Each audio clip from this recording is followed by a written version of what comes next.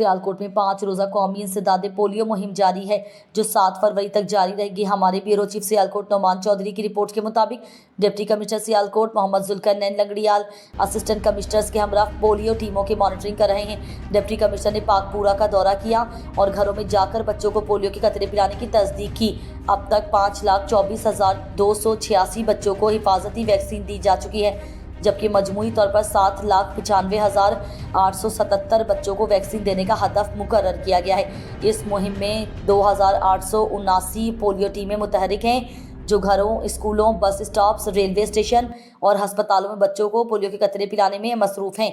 Deputy commissioner Sialkot ने वालिदैन से अपील की कि वो अपने बच्चों को पोलियो से महफूज रखने के लिए हिफाजती वैक्सीन ज़रूर दिलवाएं। अगर किसी इलाके में पोलियो टीमें ना पहुँचें या मज़ीद मालूमात दरकार हों तो डिस्ट्रिक्ट एमरजेंसी कंट्रोल रूम के नंबर पर फौरी राब्ता करें।